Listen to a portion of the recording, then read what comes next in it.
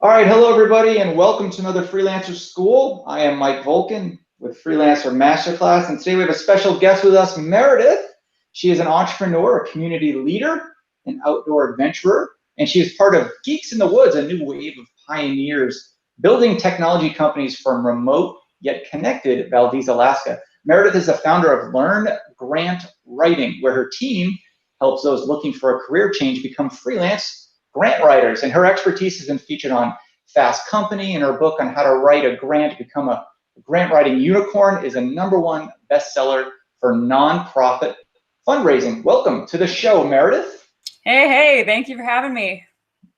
So first of all, can you describe a little bit about your freelance business expertise, and then we'll dive into freelance grant writing for everybody who's interested in that. Yeah, absolutely. So how I fell into it, is that where we want to start? Yeah. All right. Yeah, you bet. So I fell into grant writing truly accidentally from doing informational interviews. We're going to get to that in a little bit. But Nice. how it all started was that leading to a full-time job writing grants for a large engineering firm. So I got to become dangerously knowledgeable about a lot of different topics. That's the beauty of grant writing. Did that for 5 years and burned out in the corporate environment, pledged to never write another grant again, and quit, left my job to launch a sexy startup. I call that period affectionately my 3-month MBA. That's when I learned that a good idea doesn't necessarily mean it has a business underneath it. There has to be a clear problem and someone willing to pay for it. So, unwilling to have to go get a job, I decided to start freelance grant writing. And that took on a life of its own. You can probably relate to this. The flywheel effect truly gains momentum with time. And that ended up leading to growing the grant writing business to the point I needed to hire someone to help manage it. And I ended up hiring a bunch of students in our online grant writing course. And so that's when I really started learning about how you run a team. And that's how we ended up taking everything I've learned from that experience into what we now teach, which is how others can become freelance grant writers. I love it. That's a great story. I love that MBA analogy. That's certainly true. Not all business ideas means you can make money. So before we get into how you leverage informational interviews to win clients, can you describe what an informational interview is? Yes, absolutely. So an informational interview is when you set up a conversation with someone you find interesting, you want to get to know, and you go into it with no expectations, but to listen 90% of the time. You're there to truly be curious and learn from them. And often what ends up happening, though, is that by being there just to listen, you will spot opportunities that they might need help. And then you can determine, hey, do I actually want to suggest that I could help them with this or not? And so it creates this really interesting way to open up the door and have a conversation with someone, especially those that feel like they're out of reach, because first and foremost, you are just there to learn from them. So this works well, for example, for beginning grant writers, especially.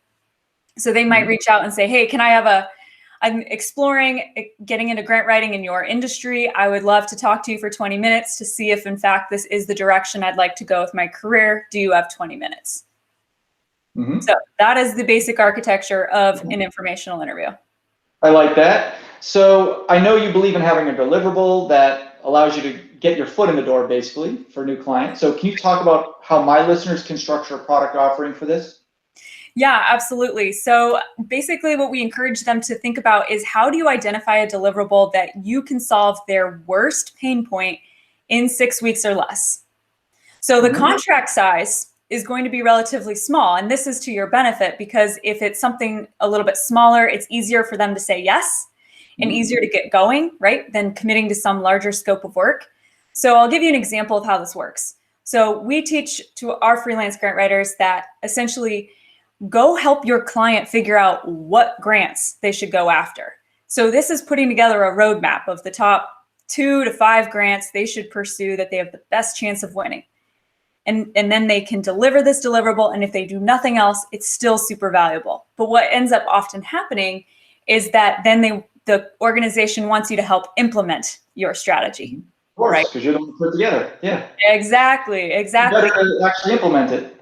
Exactly. And what's great is that you then know actually how to accurately scope and price that work, because you know exactly what you recommended in it.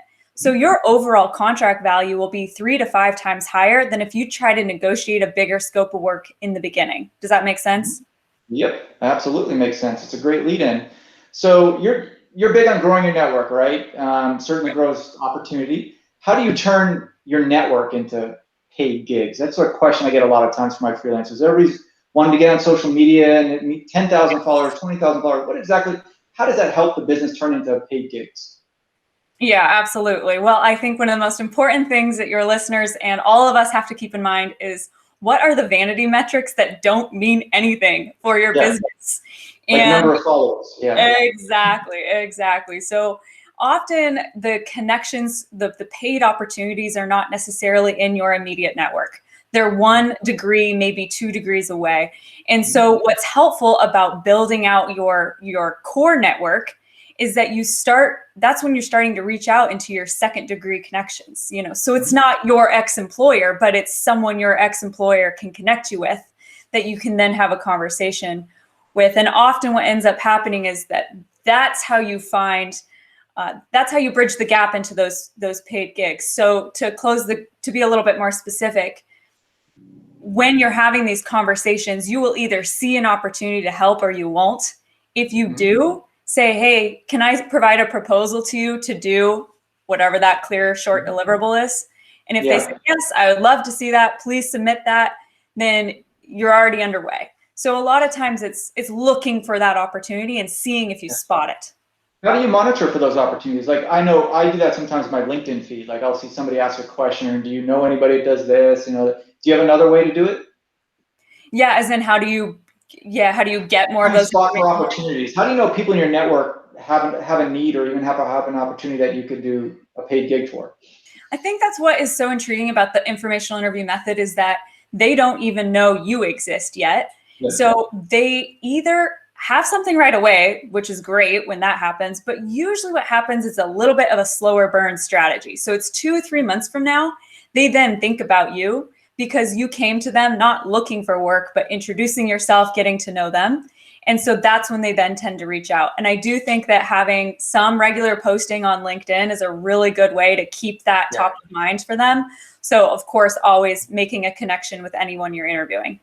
Yeah, I always like to tell people, put in your calendar like 2-3 times a week that you need to post on LinkedIn, because then you'll forget, and it never seems to be a priority, right? I don't know anybody that says, I'm going to wake up today and be sure to post on LinkedIn. Like, it's always something that you do in your spare time. Exactly. How long does it take for a strategy like this to start getting some results? Anywhere from immediately to what I was saying in 2 to 3, even 6 months later, right? So or longer. Yeah, exactly. But what's beautiful about that, and we started talking about it, is that flywheel effect. Because the more you get to be known that this is your zone of genius, the faster and faster and faster those opportunities start coming in. I think another really helpful tip is thinking about what's in one sentence that you can use to describe what you do that is very clear, the identity of who you serve, the transformation that you provide, and the pain point you help them avoid. And if you can articulate that, and you need to, in one sentence, and put that on all your materials, those opportunities start filtering to you even faster because you're clear on who you serve. Yeah, I teach that in my masterclass. Get that sentence memorized, spend some time on it. A lot of people don't spend their time just to think about an articulate way to say what you do. Like, they always stumble upon it. I ask them, what do you do? Well, it's like, just come up with something, it takes a half an hour to really sit through that and think. And you have something for the rest of your life you can carry with you that will just land you so much more work. So tell me a little bit about freelance grant writing, and where can my audience find a little bit more about you? Yeah, absolutely. So I think what we love about freelance grant writing is so much is that it's fulfilling work. You get to work with organizations that are extremely meaningful, but it also pays the bills. It pays well. It's a wonderful career to build. So it's sort of the best of both worlds.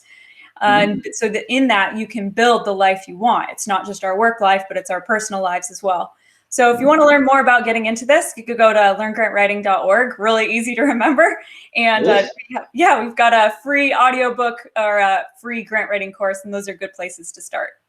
Cool. Folks, this is Merideth Noble at learngrantwriting.org. Is that right? That's right. I'll put a link to it in the bottom of this podcast. And thanks so much for joining us, Merideth. And hopefully we can have you on in the near future. Sounds great. Thank you. Take care. Take care. Bye-bye.